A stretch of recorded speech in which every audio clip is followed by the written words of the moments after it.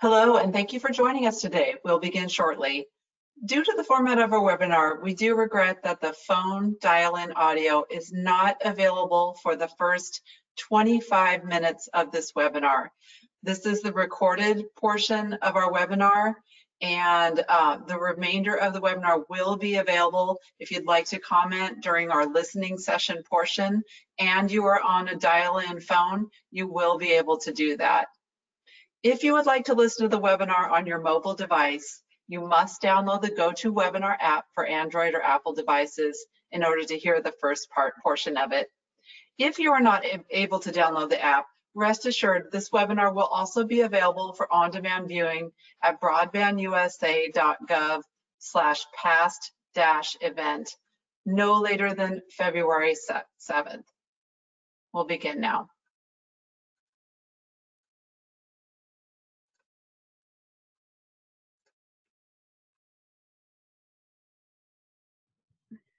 Good morning and good afternoon, everyone. We are excited to have you here for our third session of our IIJA Broadband Programs Public Virtual Listening Series. My name is Margaret Gutierrez, and I'm a Broadband Program Specialist in the Tribal Connectivity and Nation-to-Nation Coordination Department at NTIA's Office of Internet Connectivity and Growth. I will be the moderator for today's session. Before we get started, let's quickly review key housekeeping items. First, the presentation, along with a transcript and recording of today's session, will be available on the Broadband USA website within 7 days under the Events, Past Events tab.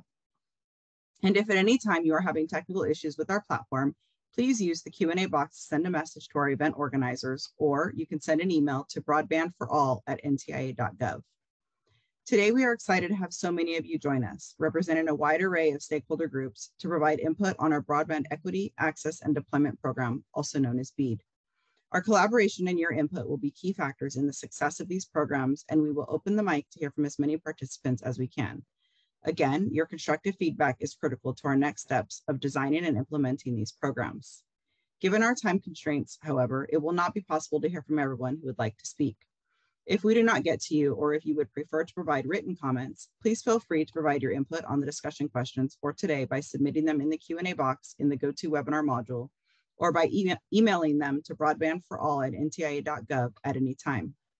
With that said, let's go over today's agenda. We will start by hearing from Alan Davidson, our Assistant Secretary of Commerce for Communications and Information and NTIA Administrator, who will provide some welcoming remarks. Next, Doug Kinkoff, the Associate Administrator of the Office of Internet Connectivity and Growth at NTIA, will provide a quick welcome and request for comment and update.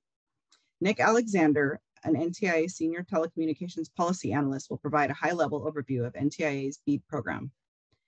Julia Polidindi, a Broadband Program Specialist here at NTIA, will review our Bead policy questions that we are going to be asking you for feedback on today. During our final segment, we will launch the listening session, which I will moderate. I will provide additional details on that later. And with that, let's get started.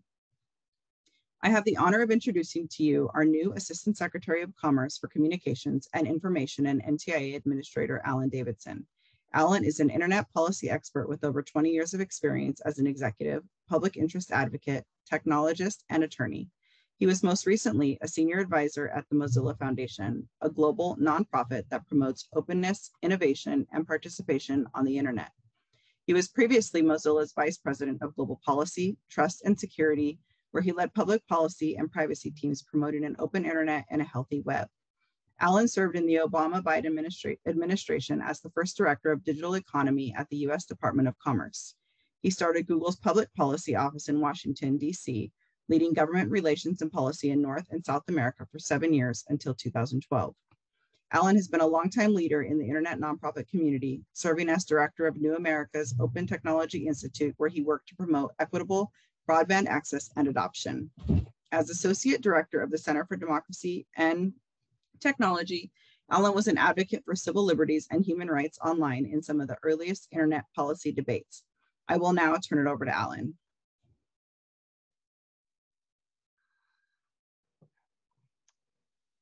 Thank you, and welcome everyone to today's virtual listening session.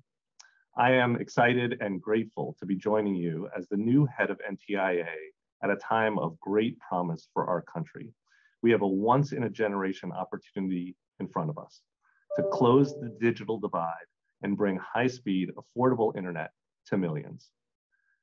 President Biden, when he took office, declared that bringing affordable, high-speed internet to every American is as critical in the 21st century as rural electrification and universal water systems were in an earlier generation. He and Commerce Secretary Raimondo worked with Congress and delivered the bipartisan infrastructure law, a historic investment to fix our nation's aging infrastructure, create jobs, address inequities, and invest in American competitiveness.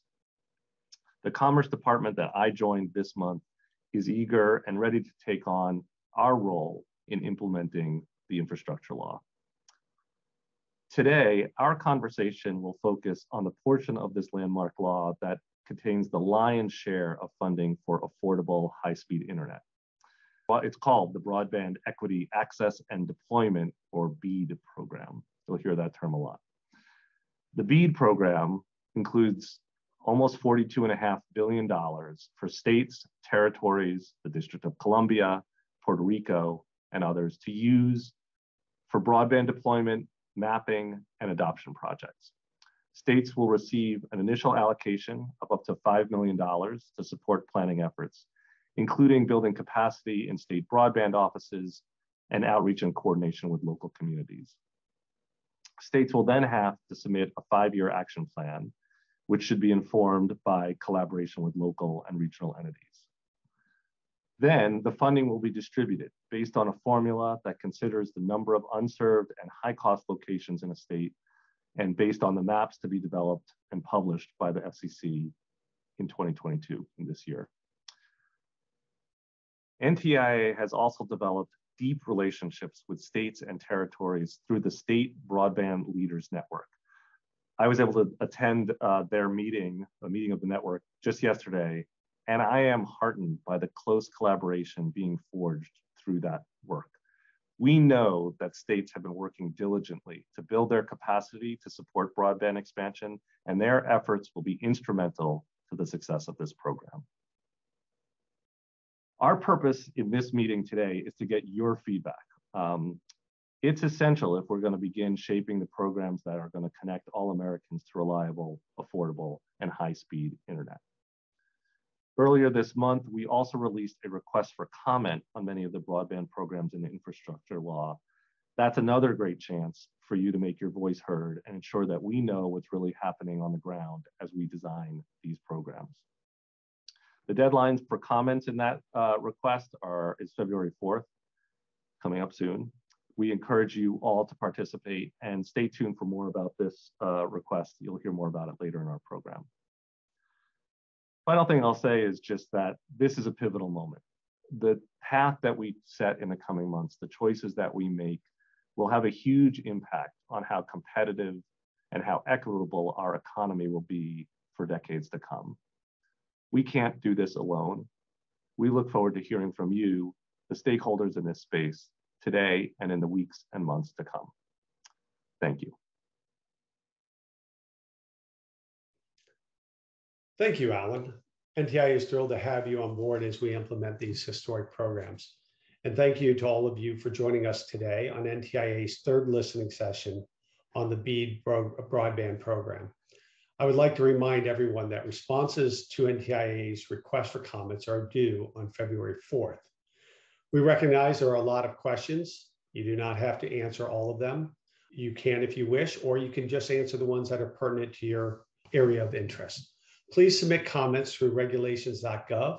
In addition, we are holding these listening sessions as another way of gathering input from all the stakeholders. We have 2 more listening sessions, one on middle mile on February 9th and one on digital equity on February 23rd. Please plan to join us for both of these programs. Now I would like to introduce Nick Alexander, who is a Senior Telecommunications Policy Analyst with the Office of Internet Connectivity and Growth. Nick will now provide a deep dive on the Broadband Equity Access and Deployment Program. Thank you for joining us today. Nick, over to you.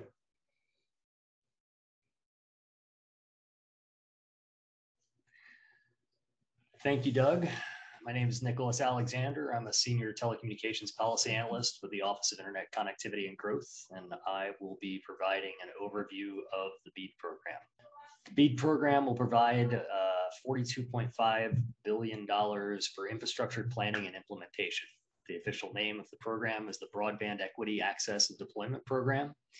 Funding pool, $42.45 billion.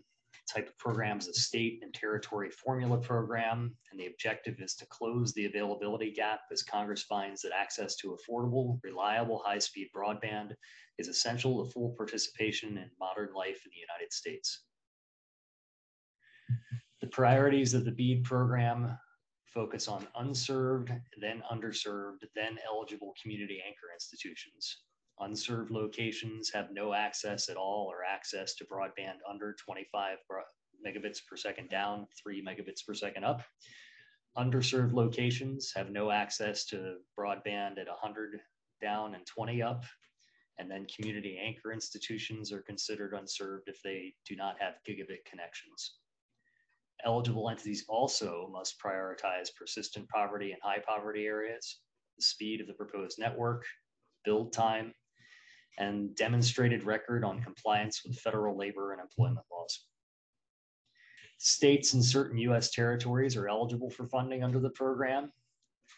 Eligible entities are defined as the 50 U.S. states, the District of Columbia, and the 5 U.S. territories of Puerto Rico, the U.S. Virgin Islands, Guam, American Samoa, and the Commonwealth of the Northern Mariana Islands. The Act specifies several eligible costs and activities that are possible uses of Bead funds.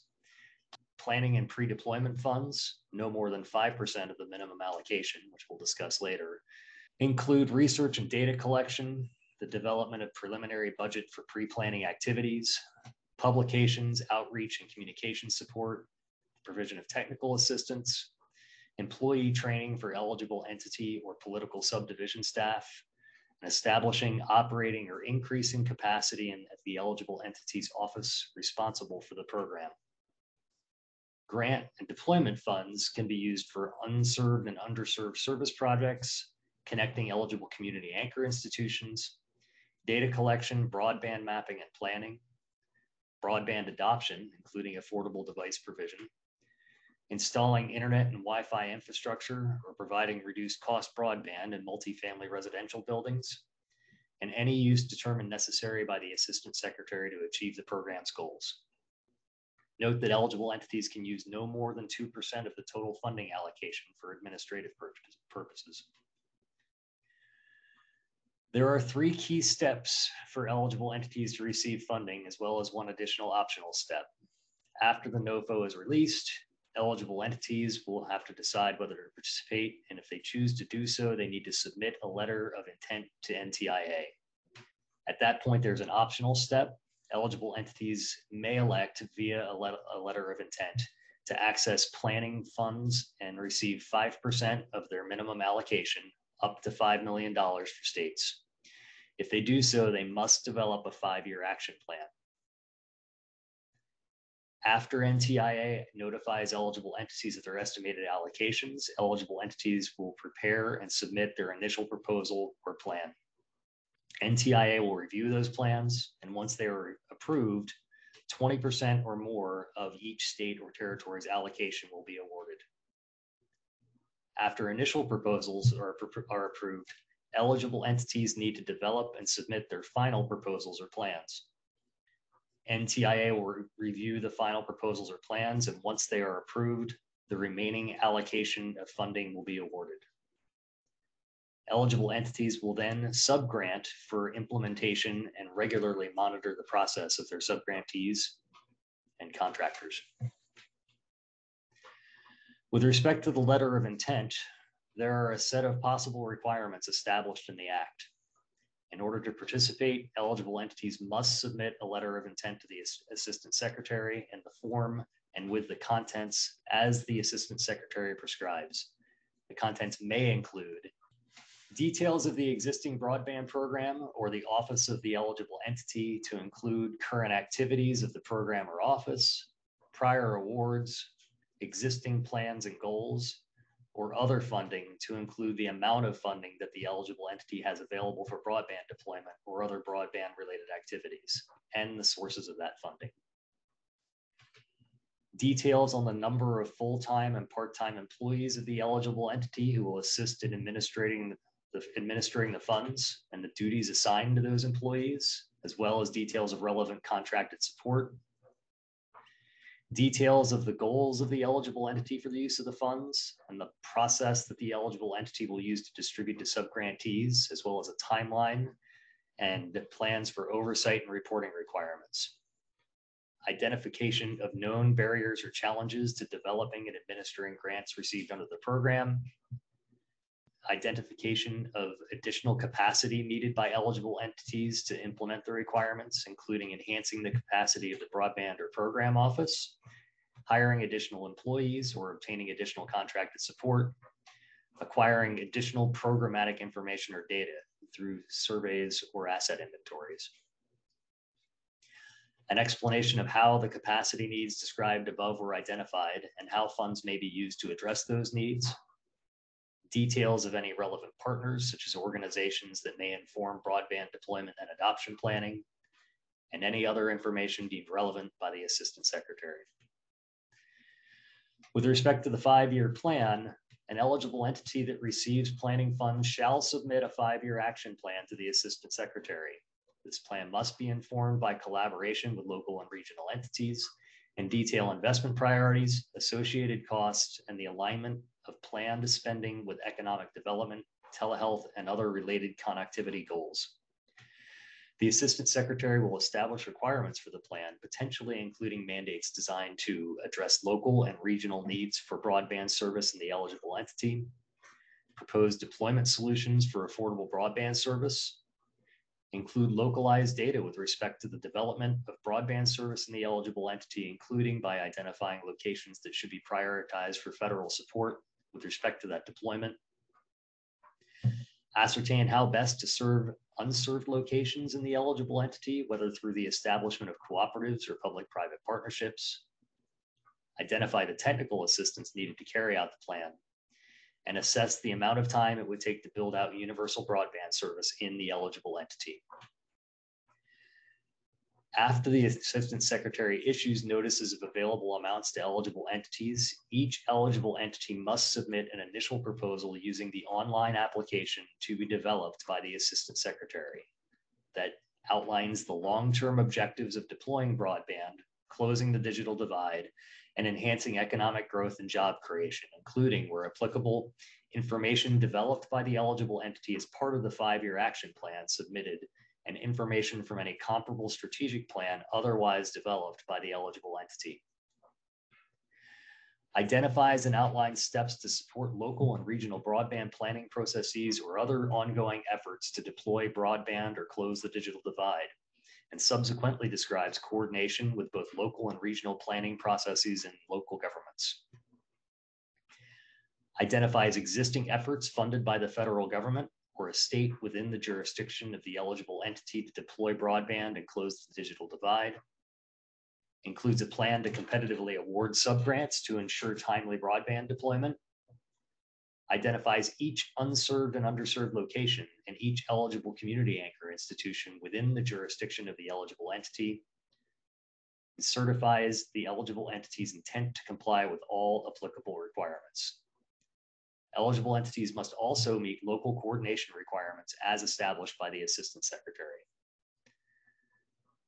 After an eligible entity's initial proposal is approved, the eligible entity may submit a final proposal using the online application that includes a detailed plan that specifies how the eligible entity will first allocate grant funds for the deployment of broadband networks to unserved locations and underserved locations, and second, align the grant funds allocated to the eligible entity where practicable with the use of other funds that the eligible entity receives from the federal government, a state, or a private entity for related purposes. A timeline for implementation, processes for oversight and accountability to ensure proper use of the funds allocated to the eligible entity, a description of coordination with local governments along with local and regional broadband planning processes. In this stage, eligible entities also must meet local coordination requirements as established by the Assistant Secretary and, to the greatest extent practicable, align the use of grant funds proposed in the final proposal with funds available from other federal programs that support broadband deployment and access. Funds appropriated for the BEAD program are allocated through 3 buckets after the broadband data maps are released. First, high-cost areas. 10% of the total amount is allocated to eligible entities based on their share of unserved locations in high-cost areas in the US. Second, minimum initial allocations. $100 million is allocated to each state, the District of Columbia and Puerto Rico. $100 million is allocated to and then divided equally among the United States Virgin Islands, Guam, American Samoa, and the Commonwealth of the Northern Mariana Islands. Third, allocation of remaining funds. After allocating funds in buckets 1 and 2, the amount remaining shall be allocated across eligible entities based on their share of unserved locations in the United States. The Act sets several key requirements, such as local coordination, for participation in this program. They include local coordination. The Secretary shall establish local coordination requirements for eligible entities to follow in the initial and final proposal stages. At a minimum, these will include an opportunity for political subdivisions of an eligible entity to submit plans for consideration by the eligible entity, and an opportunity for political subdivisions of an eligible entity to comment on the initial and final proposals of the eligible entity before submission to the Assistant Secretary. There is a matching requirement.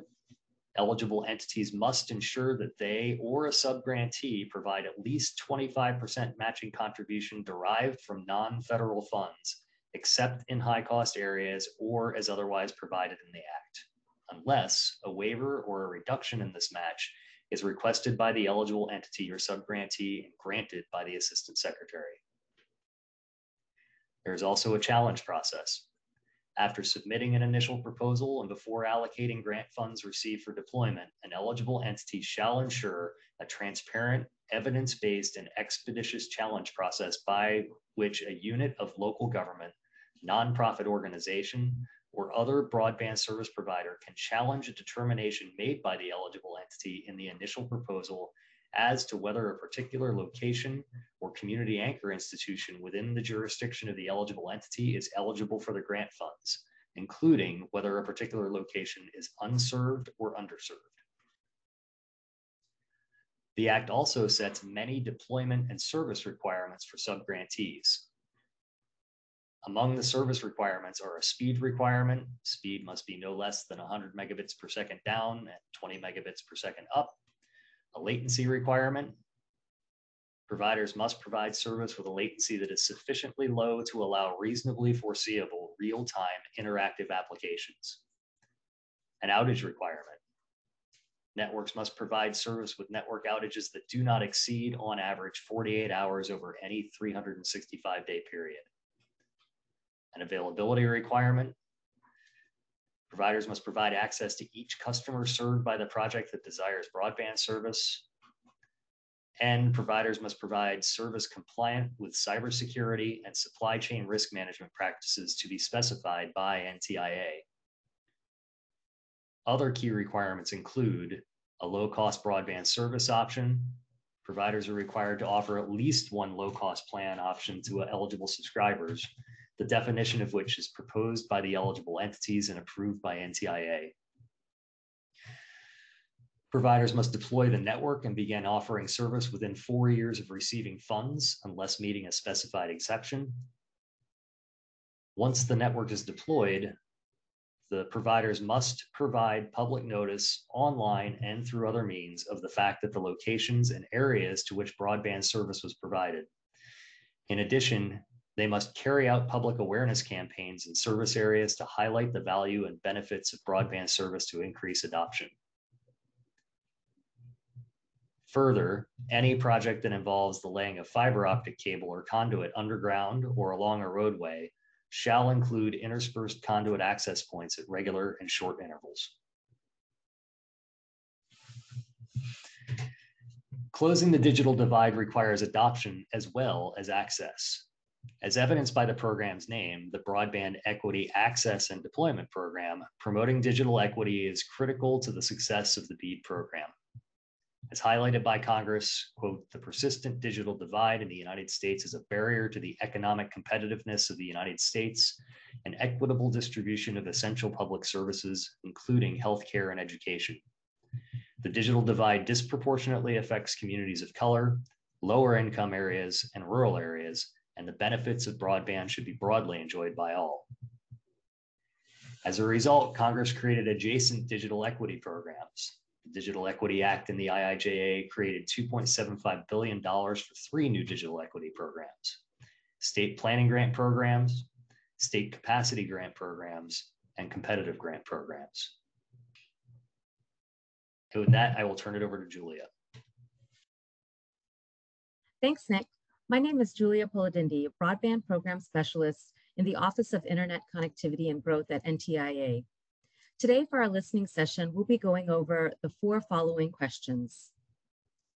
1, what criteria should subgrantees be required to meet to demonstrate that they are financially, technically, and operationally capable of deploying and operating broadband network infrastructure pursuant to the Bead program?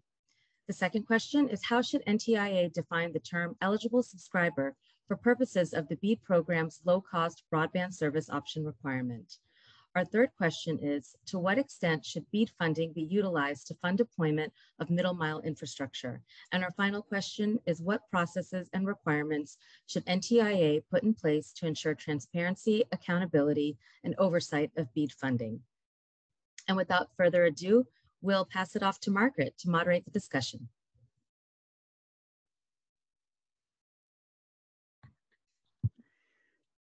Thank you to all of our speakers today. Now we will start the part that everyone has been waiting for, the listening portion of our session. Let's go over a few logistics and then we'll get started. This conversation will be structured around the 4 questions Julia just reviewed. If you would like the opportunity to provide verbal comments, please see the instructions on your screen. If you are joining us from your computer or on the GoToWebinar mobile app, please use the raise your hand feature on the GoToWebinar module to indicate you would like to speak. If you are utilizing dial-in phone audio only and do not have access to the GoToWebinar module, please press *6 to indicate you would like to speak. Our event organizers will send you a private message when it is nearing your time to provide input. When I call your name, your mic will be unmuted and you will have the opportunity to speak. Please begin by providing your name and organization you represent. Important to note, we will have to limit comments to 1 to 2 minutes each, so please keep comments brief to allow time for others to also weigh in. During that 1 to 2 minute window, you may respond to 1 or more of the questions on the screen. At any time, you can also provide written comments in regard to the proposed questions. You can do that by either submitting them via the Q&A box on the GoToWebinar module, or you can email them directly to broadbandforall@ntia.gov. Please remember that this time is for you to provide input on the questions we are collecting input on today. We ask that you please do not use the raise your hand feature to ask questions about the IIJA broadband programs. If you have any specific questions, please send those to broadbandforall@ntia.gov or submit them to the Q&A box. Again, if we do not have a chance to get to you to provide verbal comments during this listening session, we still want to hear from you. Your thoughts are very important to us, and we are taking all your input seriously. So please submit your written comments to broadbandforall@ntia.gov if time runs out so that we can collect them. With that, let's begin.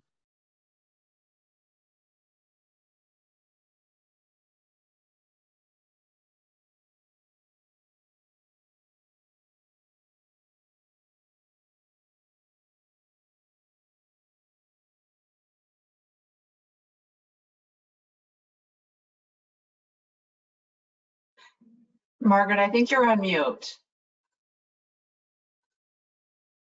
Oh, no, you're okay now. Now Go ahead and speak. There we go. All right, so let's start answering some of these questions. First up is Paul G.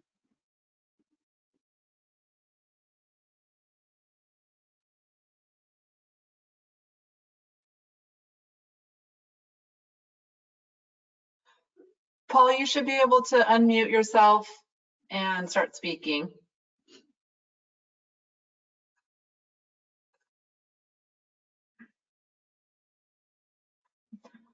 Please go ahead, Paul. It looks like you're live now.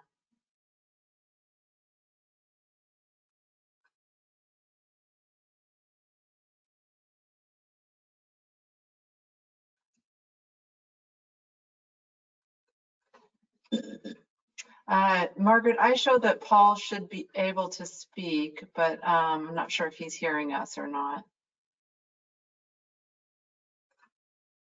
All right, why don't we move on to Jim Mercanti and then we'll come back to Paul after.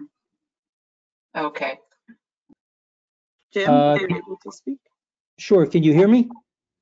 I can. Okay. I'm really interested in question number 2. I am in southern Chester County, which is in the state of Pennsylvania.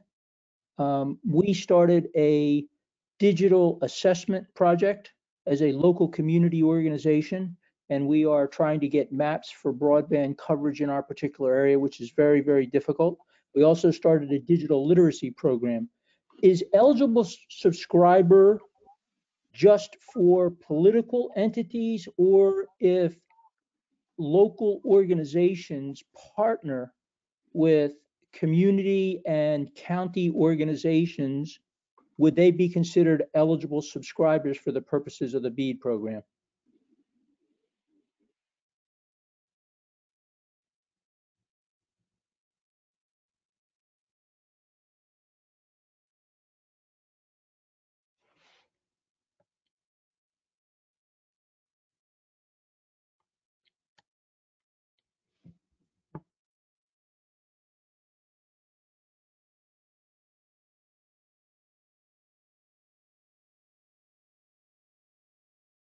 Okay, sorry, I lost video, but I'm still here. Thank you for that question.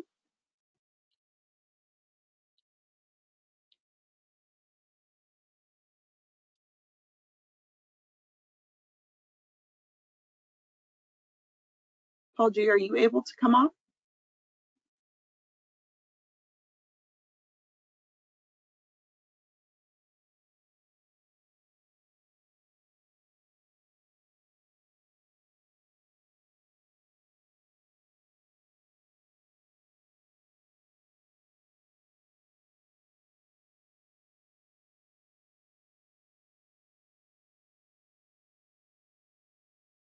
Paul G, can you hear me?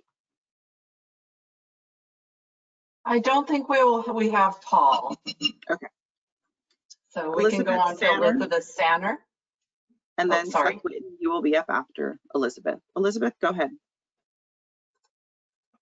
Elizabeth, let me unmute you just 1 minute.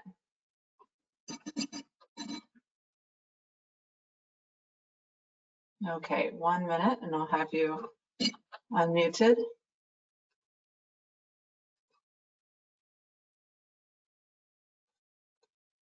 Okay, Elizabeth, you can go.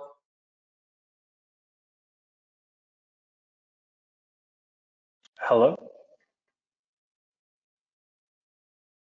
Hello?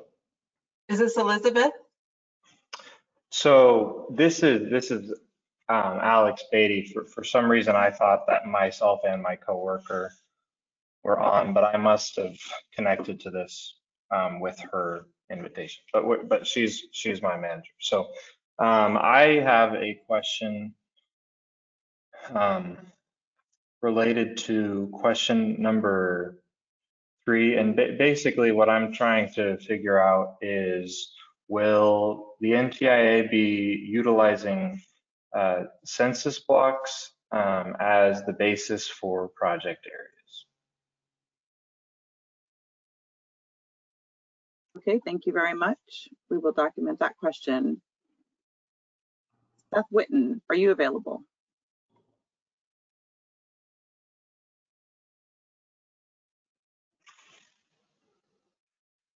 Seth, you are unmuted, and the next person after this is Tom Karst.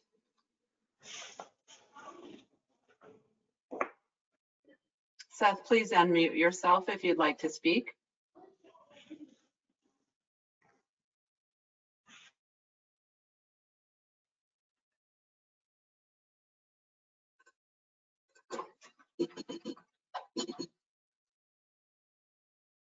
Seth, would you like to speak? If you do, please unmute yourself.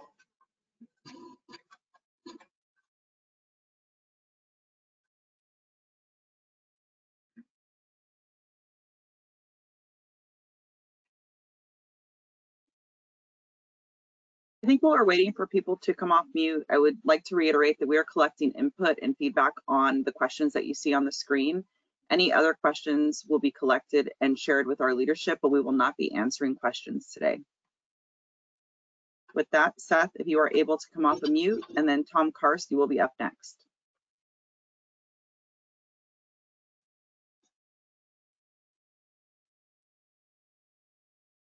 Tom, are Okay, you I think able we to can come go off to of mute? Tom. Tom is unmuted. Go ahead, Tom. And Thanks. Jeffrey Westling, you are up after Tom. Thank you. Tom Karst, K-A-R-S-T, with Century Tech, C-E-N-T-R-I-T-E-C-K. In regards to question 2, we would recommend that in addition to eligible subscriber, eligible entity is also added. With the various income restrictions that will most likely be applied to eligible subscriber, there is going to be a subset of affordable housing, of income restricted housing, of various government assistance programs that if an entity, say a property manager or developer, is made eligible for a subscription that could bundle services, reduce costs overall, and provide a single simple-ish application that would both leverage existing programs, increase outreach, and getting help to more people. Thank you. Thank you for your comments. Jeffrey Westling, you are up, and Dave Schumann, you are up next. Thanks. Yeah, this is Jeffrey Westling, Director of Tech and Innovation at the American Action Forum. My point is really just on the first question there about criteria to use. It's a pretty broad point, but I'll get through it pretty quickly. I just want the NTIA to be careful here as they're developing this criteria that we don't foreclose different technologies from participating, especially on a technical question of whether they're capable of deploying and operating a broadband network. We've got a lot of new technologies that are coming in and really developing quickly, and I think it's really important to have those different services available for different communities to find what best suits their needs. So that's my main comment. I appreciate it. Thank you. Thank you very much for your comments. Dave Schumann, you are up, and Paul Naro, you are up next. Yep, so I'll take a pass because my question was not relevant to these 4 questions. So that I heard that after I raised my hand, and I tried to undo my hand raise, but I could not. So I am good at the moment. Thank you. Paul Naro, you are up, and Timothy Hennessy, you are up after.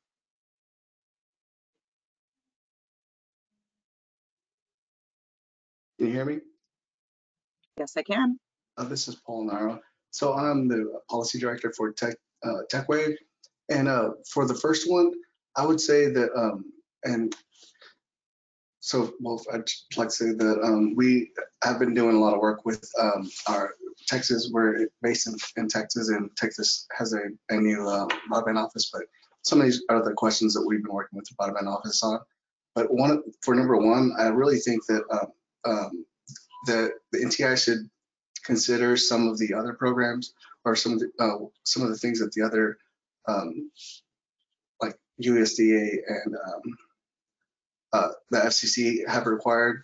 Some of the things like financially, they do require financial audited financials, and then for the technical part, they do require engineering stamp of approval. So that way they know that it's a well thought out planned proposal. But and then for the second one, the term eligible subscriber, I think a lot of the work has been done for some of the other programs like EBB and the ECF. And one of those things is that makes it somebody subscriber eligible is free and reduced lunch program and SNAP and things like that. And so those are very basic things I think that NTIA should probably look into, because if they're eligible for for a federal program like that, then it should be eligible for a low cost broadband service. And then for a 3, middle mile, I think should probably not be considered for Bead, just because there is some separate funding for middle mile projects, but it kind of takes away from the end users and getting those connections to the end user, even though it is providing that needed infrastructure in those areas.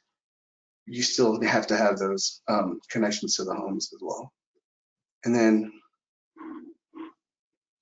the transparency, accountability, and oversight of Bead, I think would probably be very well for NTIA to, keep track, require, grantees or awardees to provide all the people they are connecting for mapping purposes, and then accountability, keeping track of how the programs are going, maybe annually reports, and then to oversight the funding.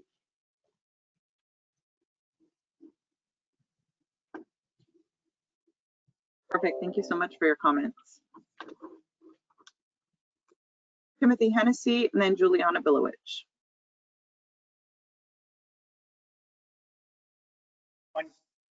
Good afternoon, everyone. My name is Timothy Hennessy, and I'm with Spiego Media. We're a consultant for several Native American tribes across the country.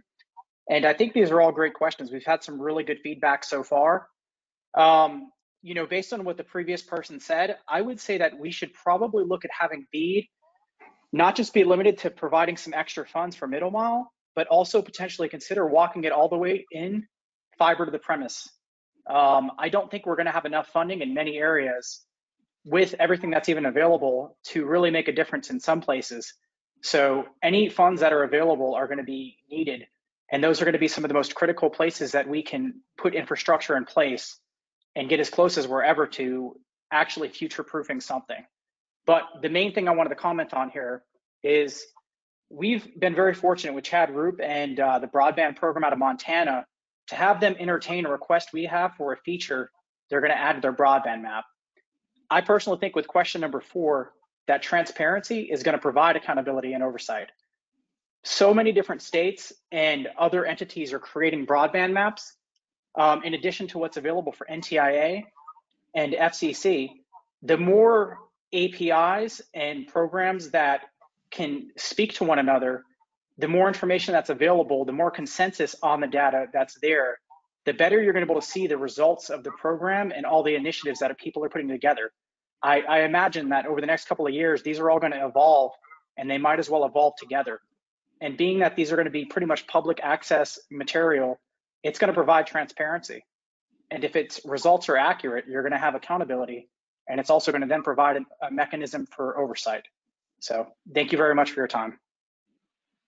Thank you so much for your comments. Juliana Bilowich, and then Paul G will be up next. Juliana, you can come off mute. Yeah, great. Can you hear me? I can. Thank you.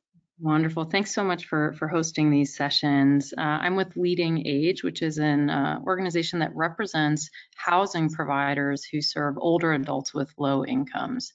So essentially, we're taking a look at this investment. We're excited about it in terms of how it can reach older adults who don't have a lot of resources and are really disconnected from digital access right now.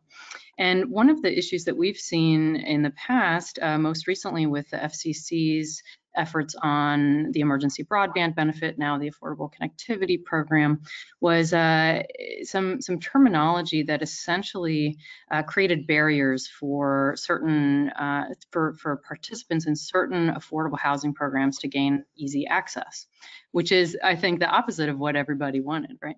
So this is in response to question number 2 here. And somebody already mentioned this, right? The idea of affordable housing and its role in these dollars. So currently, some of the language that's used federally in digital access programs references programs like affordable housing in terms of public housing only. And there are other very similar programs like multifamily housing, serves the same kind of people, and yet there are more barriers in that space. So really encourage inclusive language if we're looking at eligible subscribers. And we'll put this all in writing to you all as well. And echo what a previous person said about entities as well, not just subscribers, because that could mean a whole housing community could become eligible and provide low-cost service to all of their residents at once, and it would be a more streamlined process. So that's been a real barrier in the past. And similarly, not asking subscribers to recertify their income, even though they already do that for a number of other federal assistance programs, right? So using those same definitions, those same access points. And then on question number 1, we'd really like NTIA to consider a requirement for organizations, entities that would be eligible as subgrantees to already have established that they work in areas of or underserved access, so that this is an effort to increase the equity and diversity. And then lastly, on number 4, this idea of how will folks get access to these funds and entities access to the funds, and then how will they be held accountable?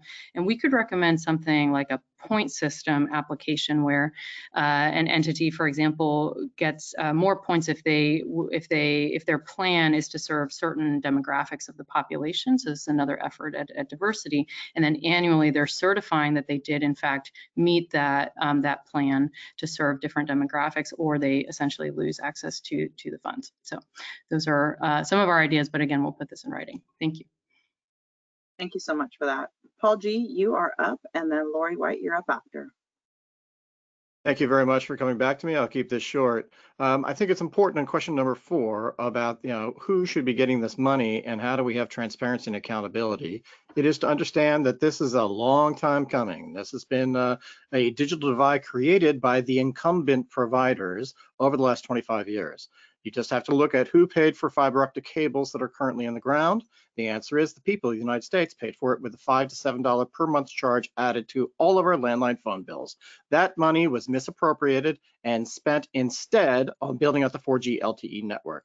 This is all in the FCC's public record. This is easily found. You cannot allow any of these companies to qualify for any of these funds because they have already exercised bad faith in creating the digital divide. What you need to do is make sure that all of this money goes to the local areas to make sure they can have their own municipal broadband. The most efficient and best way and future-proof way, obviously, is fiber optic to the premises. Wireless is hazardous, as known by August 13th, 2021 decision of the DC Circuit Court of Appeals. The FCC must do environmental review on every cell tower in order to continue forward. They haven't done so. So that is a hazardous solution that is not necessary. We need fiber everywhere. That's the point. We can do it locally, not through the incumbents. That's how you get good pricing.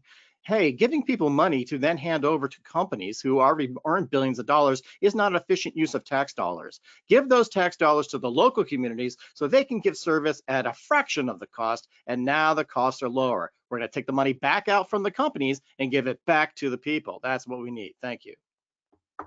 Thank you, Paul. Lori White, you are up. Anna Higgins is next.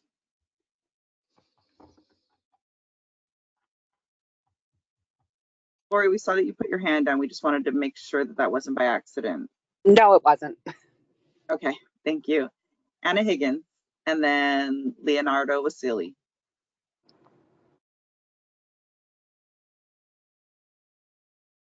Go ahead, Lori.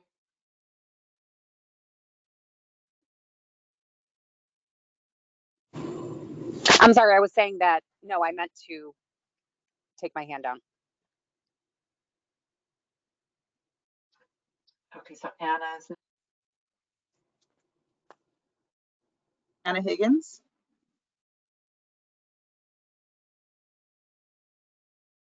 Oh, can you hear me now? I can. Great, thank you. My name is Anna Higgins. I'm a project and policy advisor from the Internet Society. I want to echo some comments that I heard earlier. First on being open to new technology, regarding question 1, first being open to new technologies depending on what communities need. And I would also encourage NTIA to be welcoming to community-run and operated networks. It's really important that communities and their needs are at the center of broadband deployment. And in the case that a larger entity that's external to the community is working with the community, they need to show that they are engaged with planning with the community from the very start, even from the letter of intent stage. And it's really important that they need to be hiring local capacity as well. Thank you.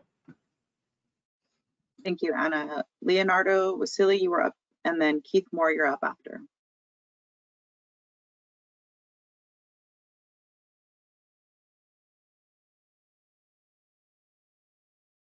Leonardo, can you come off mute?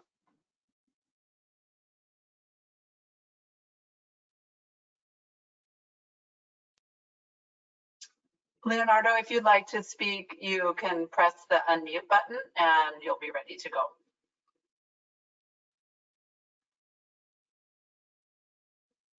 Okay, hello, my name is Leonardo Wasley. I'm from Nenana, Alaska, and I definitely want to echo some of the comments made earlier, you know, especially for creating sustainable jobs in our communities and ensuring that the funding goes to, you know, our communities first and our community organizations, our nonprofits, our for-profits, but making sure that, you know, our communities have the ability to, you know, sustain our these programs. Our communities have people who know, you know, who know our areas best and have you know, viable plans to, you know, to meet these. So I think, you know, giving priority to, you know, local communities and you know, local organizations puts you know, dedicates that funding towards the,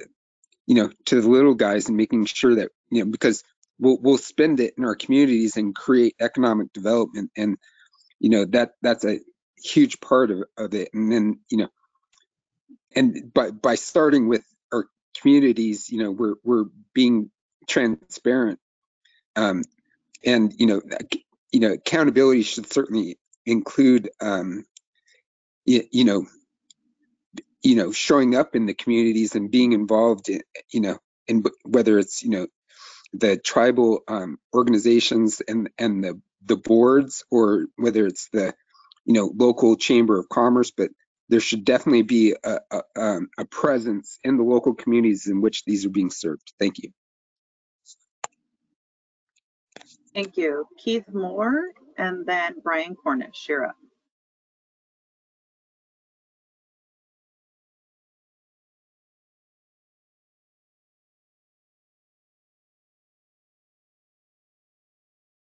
Keith Moore, you can go ahead and come off of mute.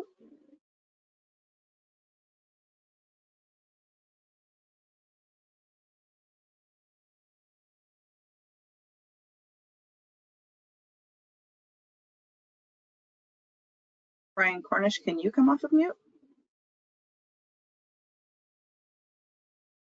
I can. Brian Cornish, I'm with Kansas Fiber Network. I was going to comment on number 3, to what extent should BEAD funding be utilized to fund deployment of middle mile infrastructure? Last mile and middle mile infrastructure are linked. They have a symbiotic relationship. We can build last mile infrastructure in a new community, but you need middle mile infrastructure to provide service across that network. Every environment's going to be different, but being here in Kansas, as you look at underserved rural markets, middle mile becomes a bigger factor in a project than, say, an urban area. So I think that BEAD accommodate middle mile infrastructure where needed, but it's a critical component, and I think it's a necessary element for this project to be successful.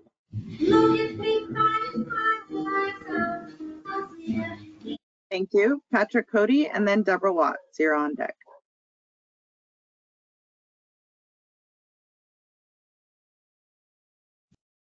Patrick Cody, retired Executive Director of Eastern Shore Virginia Broadband Authority, which is a public broadband authority. I'll address number 3 first on middle mile. To a degree, as the previous speaker said, middle mile also needs a little bit of definition itself. Our network consists basically of middle mile and distribution to the premise, but our true middle mile is actually our backbone, because it's the only way to get off the shore to get internet connectivity. And then due to the geography, we have a lot of middle mile that stretches out necks divided by creeks in order to serve the so-called last mile.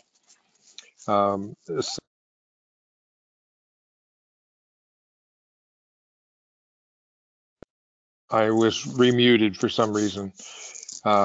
So middle mile will need to be funded in some areas or you're not building a complete network. So that will be a definition you're going to have to work with and wrestle with. On number 4, let me address transparency in terms of funding more to the front end on the award. And that is, we've been in a situation here where under the challenge process, such as you have, incumbents have challenged funding, claiming that unserved or underserved areas are in fact served. And at the same time, put them under confidential restriction so that the applicant for the grant can't see what areas are being challenged. So they're being told in the challenge process that they have to defend their application against an invisible opponent. And instead of those challenges being thrown out on the face of them, they've been allowed. So in terms of transparency, mapping is going to be a huge headache because the maps are still awful. And I'm not talking about the old FCC map. Our state's recently done some new mapping.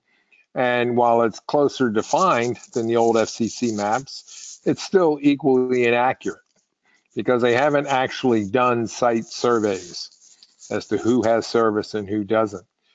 And so your mapping will be a big issue along with this transparency of challenges. So there has to be a way to enforce that the maps are challengeable and are accurate. And if the challenges are hidden, then they've got to be dismissed. Thank you. Thank you for your comments. Deborah Watts, you are up next, and then Alex Beatty, you're on deck. Okay, I hope you can you hear me? And thank you. Good. I'm Deborah Watts. I'm a partner in Broadband Catalyst. We're a broadband planning organization. And previously I was research and development director for 14 years for the state of North Carolina's Broadband Authority. I've worked with about, I don't know, close to half the states in the country one way or another, or local communities within those states on broadband planning with a focus on digital literacy and digital inclusion, more broadly speaking. My concern about this program and suggestions for addressing some of the deficiencies I see have to do with too often you look at the applications look exclusively, and because the way it's set up is that it happens, but too often the applications are exclusively focused on infrastructure, and digital inclusion is an afterthought. And it really should be a requirement that they're done concurrently, that plans have to address both parts of that broadband equation to ensure there's some progress on both, and that you get the best return on investment for resources put into either initiative. The second point is that something like almost half of the states have in place laws and restrictions, rules that restrict local governments' ability to be directly involved in their solving their local problems, their local connectivity problems. At the very least, these are serious roadblocks, and at the most they're roadblocks, and at the least it creates a lot of uncertainty. Local governments are not clear exactly what they can do with federal funds, and there's a lack of resonance between the federal guidelines that are coming down and the state guidelines.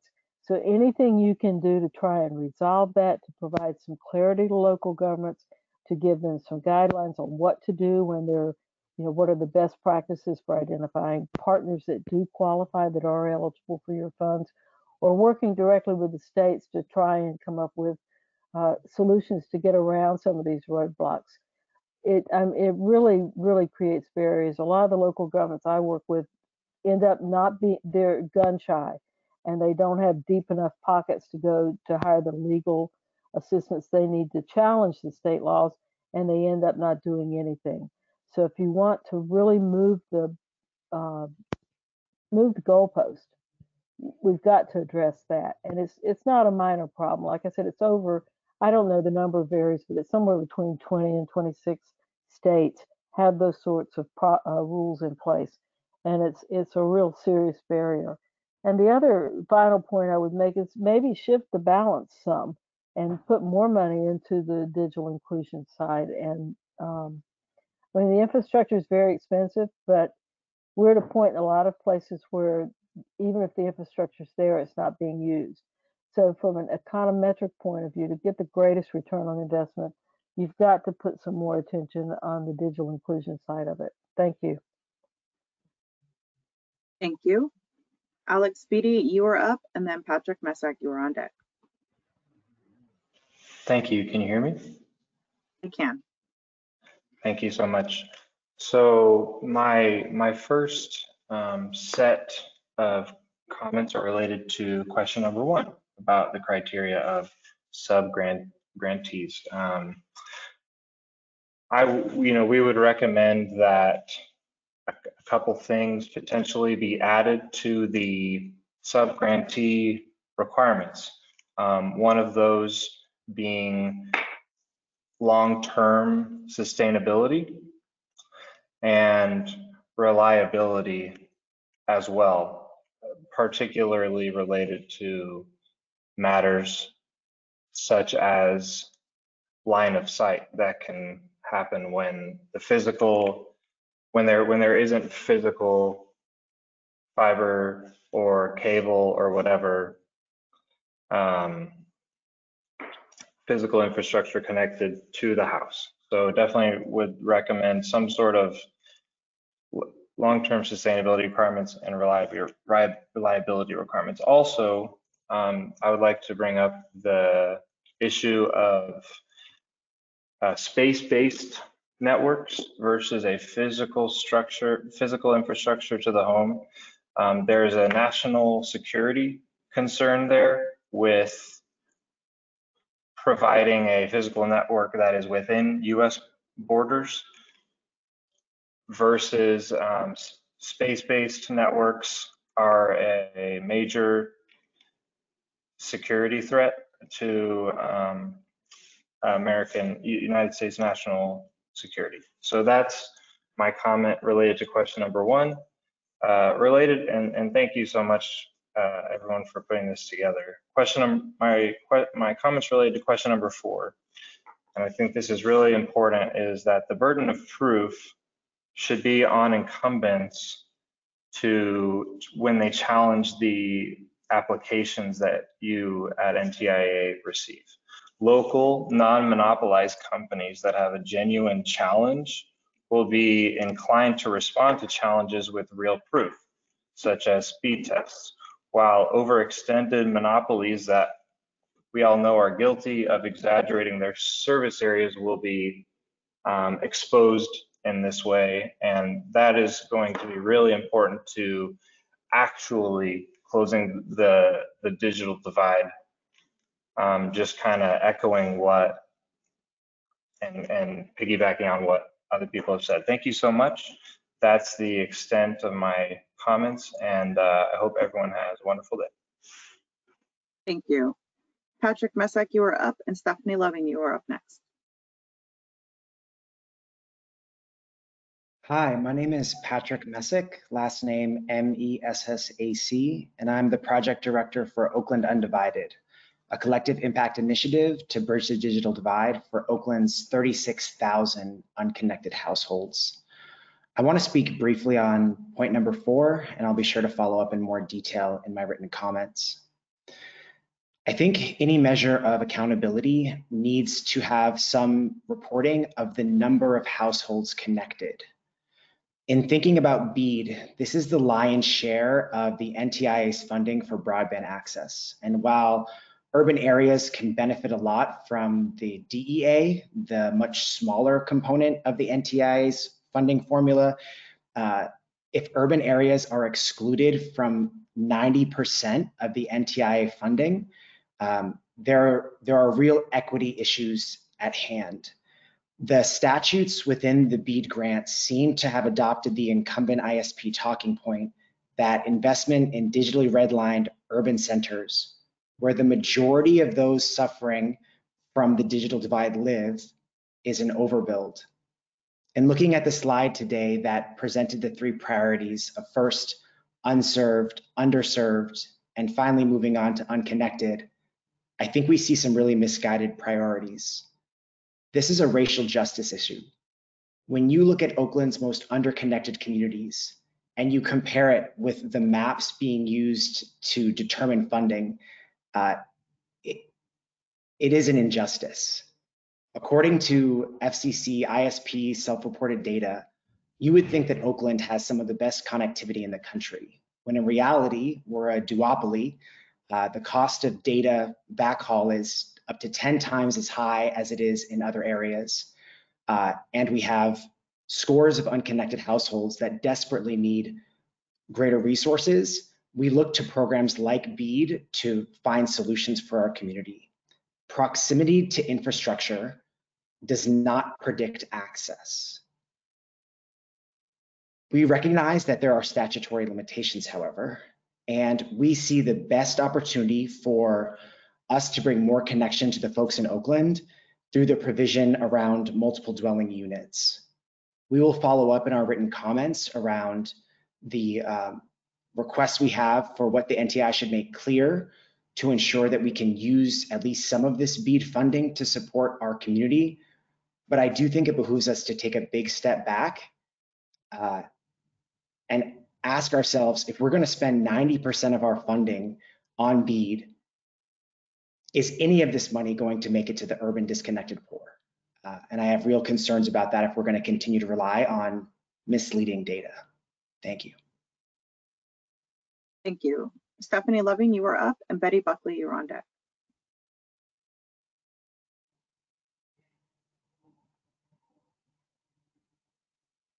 Stephanie, can you come off of mute? Yes, I came off of mute. My apologies. I actually raised my hand in error. Thank you. Thank you. Betty Buckley, you are up, and Charlie Hopkins, you are up next. Good afternoon, and thank you for holding this listening session. This is Betty Buckley, and I'm the Executive Director of the Washington Independent Telecommunications Association.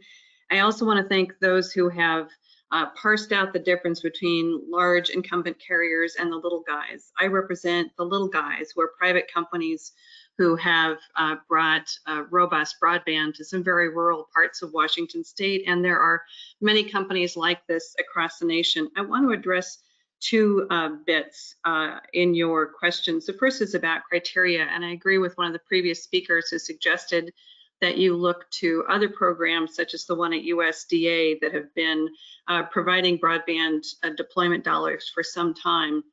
It's really helpful when there are consistent criteria across different programs so that when we're applying for these dollars, especially small companies that don't have the huge capacity to make sure that we're getting all of the different requirements of the different programs, it's really helpful to have those be more consistent.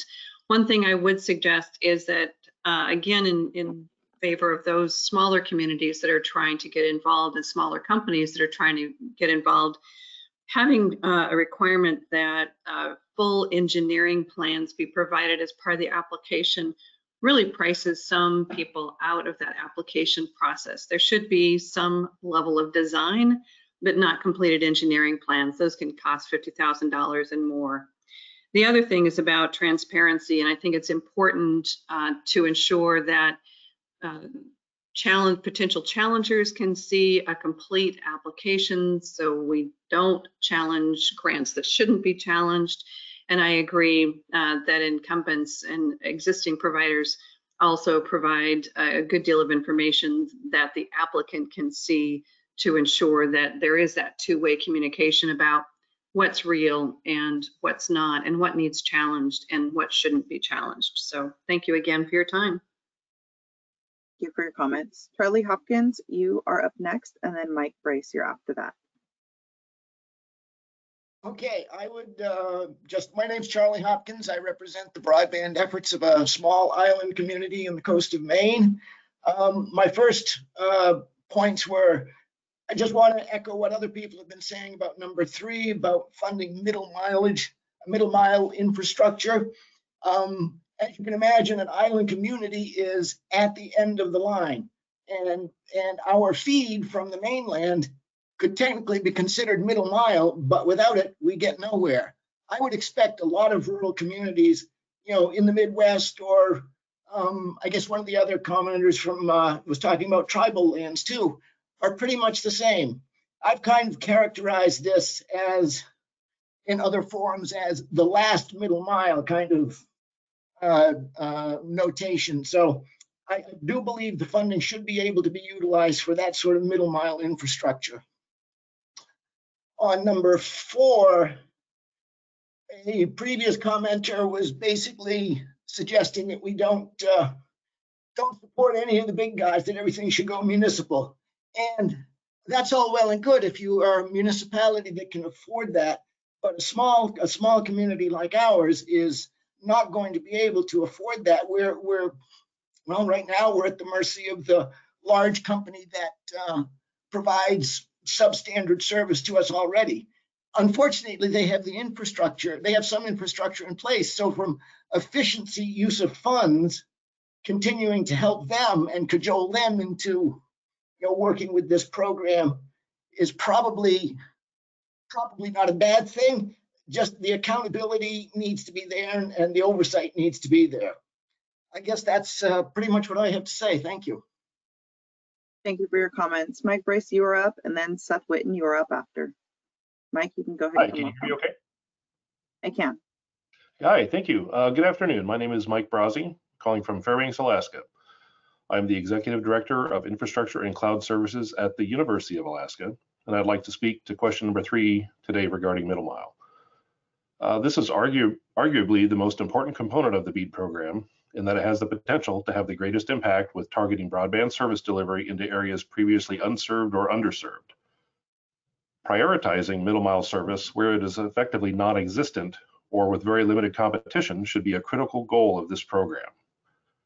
Given the investment of several last mile programs to provide assistance in affected areas and also specifically tribal lands, prioritizing middle mile infrastructure investments via this program should be absolutely a core component to make those investments meaningful and able to be delivered. A primary goal of this program should be to truly ensure that last mile investments are not effectively stranded by a lack of meaningful middle mile service, and that it be implemented in such a way as to be both affordable and accessible at reasonable access points along the middle mile path. Thank you for the opportunity to speak today. Thank you for your comments. Seth Whitton, you are up, and Stan Santos, you are up after. Hi, yes. Can you hear me? I can. Excellent. My name is Seth Whitton. I'm a legislative staffer for Representative Bryce Edgman in the Alaska State House of Representatives. Rep. Edgman represents House District 37, which is the Aleutian, Pribilof Islands, and a good section of the southwest portion of the state. So as I'm listening to people talk about, end of the road and these sorts of things, we are one of the most rural areas of the country you'll hear from. I definitely echo some of what I've heard about ensuring that we're working with tribal partners. For us, we have a number of recognized tribes and villages throughout our district. And in terms of sub-grantees, some of our village and tribal entities have got more capacity than others. And so anything that we can do in terms of requirements on them, I don't know, but anything we can do to help them build capacity so that they're able to address these challenges in their communities and have meaningful input is going to be absolutely critical. The next thing I wanted to speak to was the number 3, the middle mile. I certainly echo the comments of the last gentleman from Fairbanks. Funding the deployment of middle mile infrastructure is a critical piece of bridging the digital divide in some of the most rural areas of Alaska. And I would encourage everyone to go back and read former FCC Chairman Ajit Pai's Descent of the Alaska Plan, which was the FCC's plan for supporting broadband deployment back in 2015, 2016. And what Chairman Pai had to say back then was, we had a once-in-a-generation opportunity to solve Alaska's middle mile problem, but rather than address the real flaws in the Alaska plan, the FCC told tens of thousands of rural Alaskans to wait another 10 years for a shot at digital opportunities. He knew that was unacceptable back then, and we've seen the consequences of that. So absolutely, the middle mile is critical. And then the last thing I wanted to say is just in terms of processes and requirements for transparency and accountability, I would echo the comments I've heard about accountability for the number of households that are connected. The FCC, I'm not telling you anything new when I say the mapping practice of marking a census block served, if there's one household served, doesn't cut it. For Alaska and probably many other places in the country.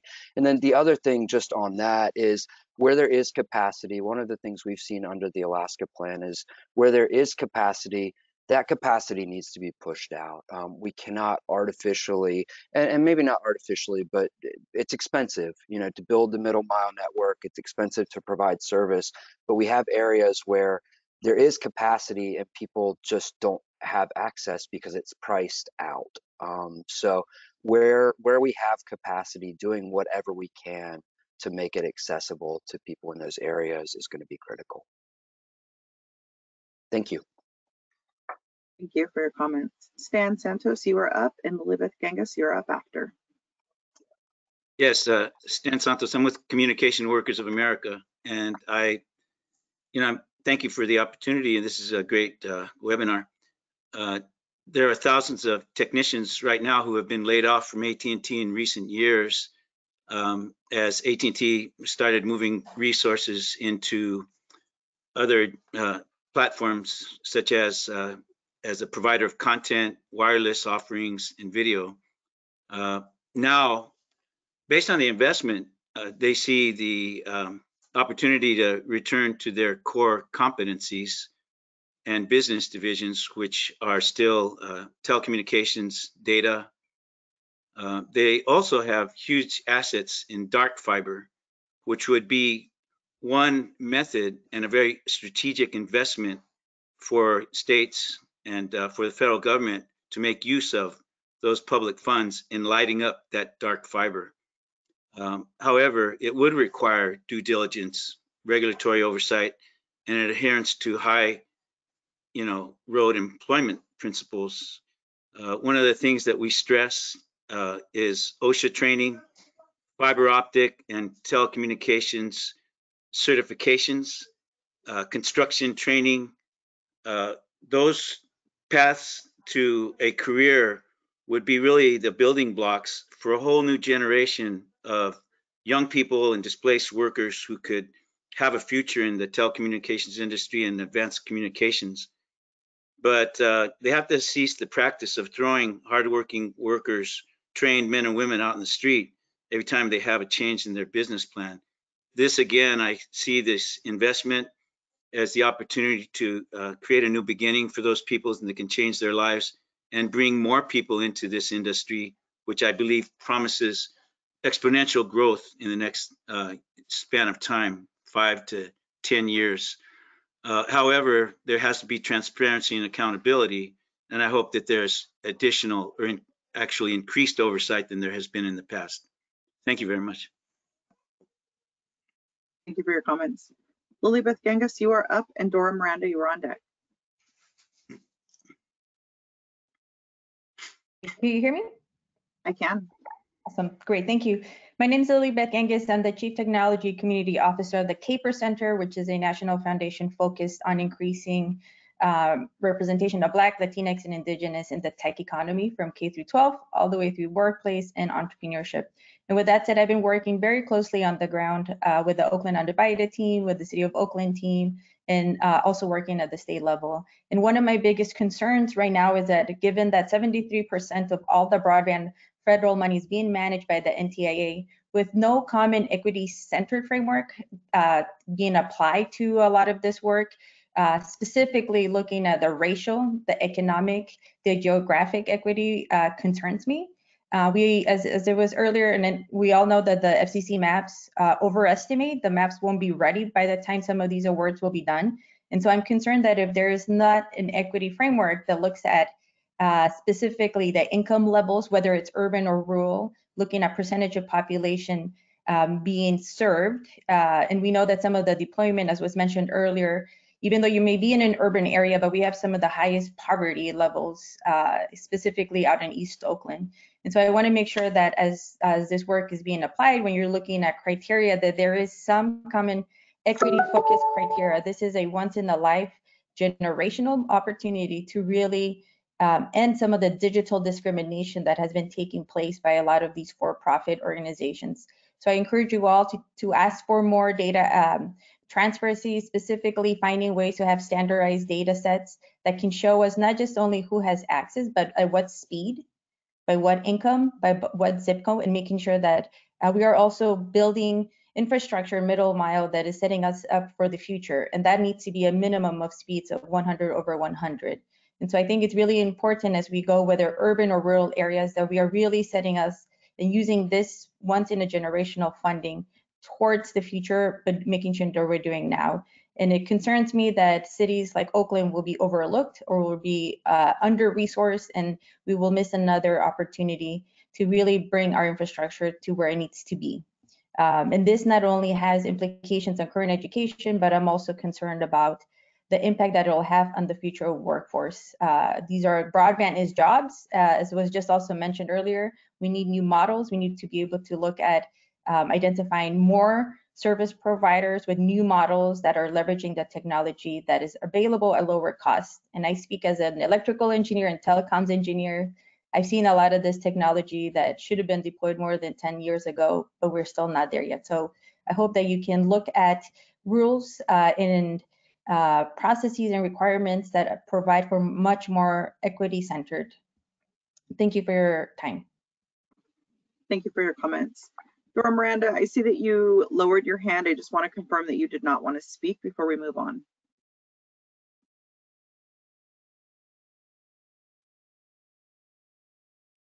Okay, next up is Colin Underwood.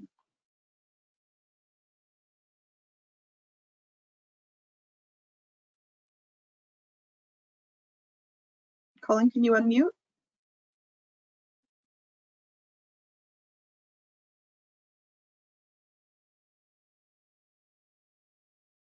Colin, you may speak and we should be able to hear you. All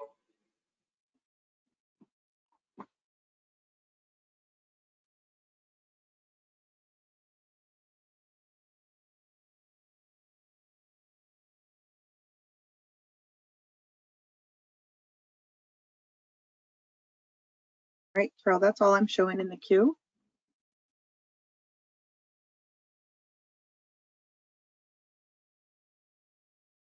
I think Colin might be having technical difficulties. He was unmuted, but perhaps unable to speak. Colin, do you want to try and unmute one more time and see if we can hear you?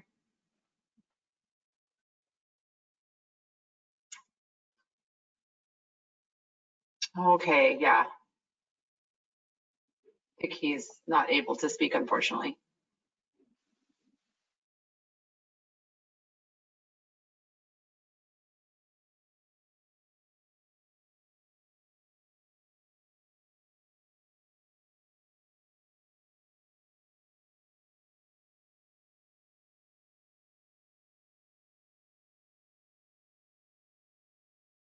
We have about 4 more minutes left. If anyone else would like to give feedback, please raise your hand.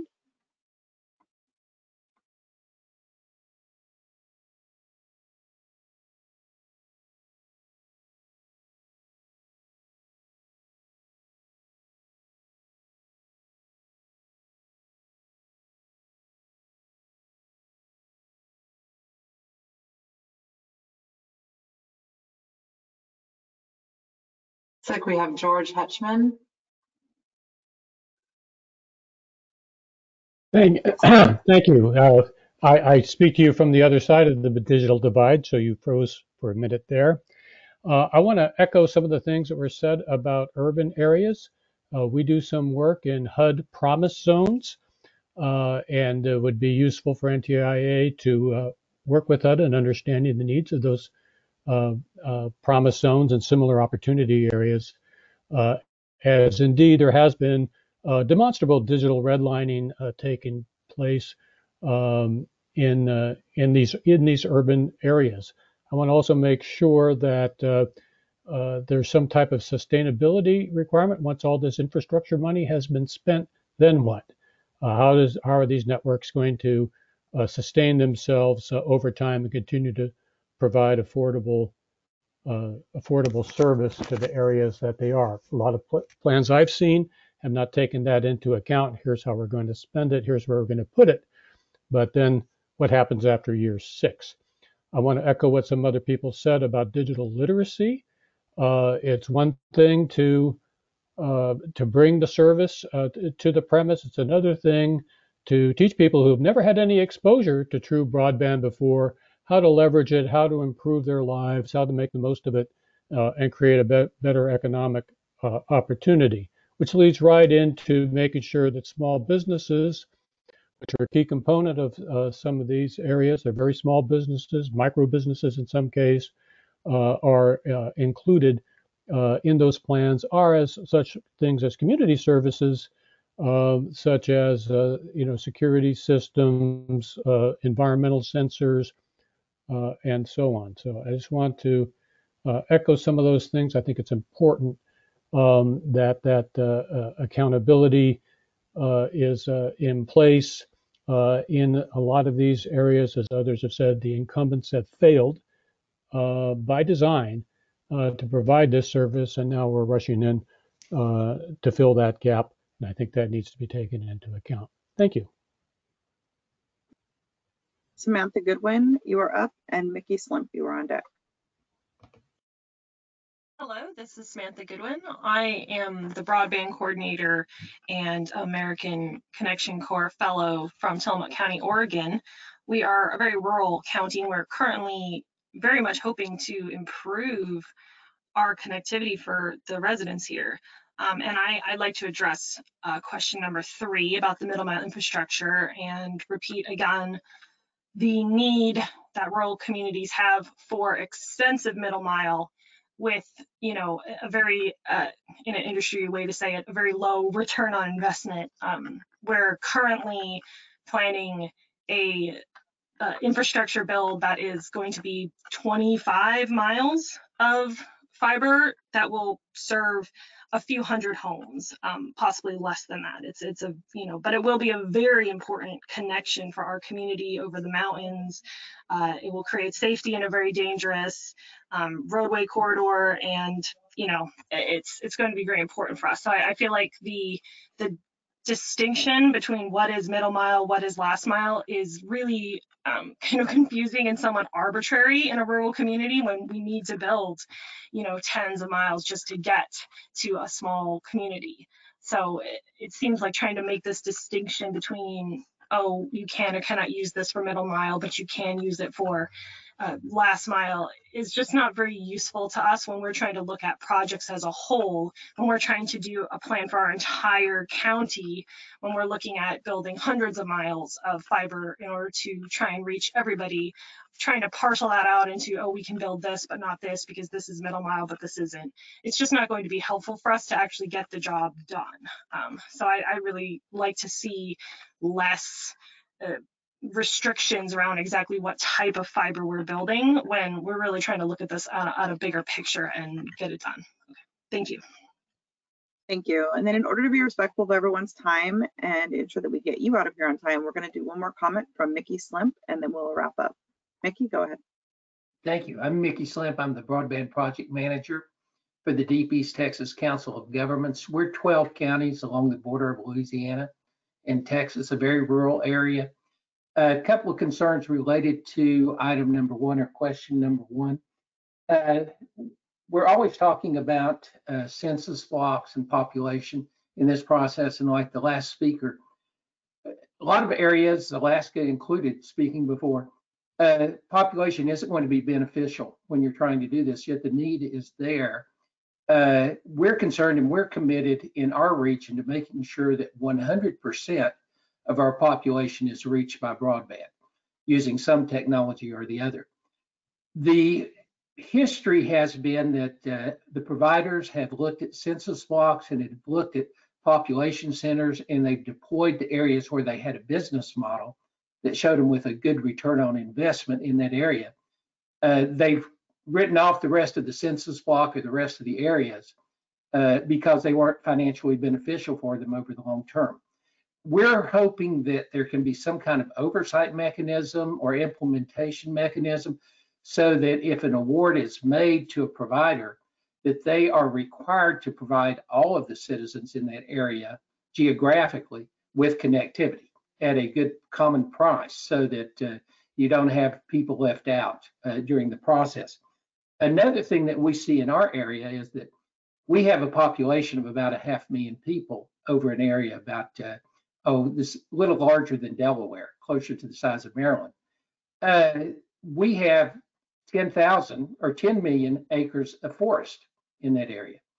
This agricultural area, these forested areas need broadband for Internet of Things applications, managing tractors, managing feedlots, managing other things that are going on agriculturally.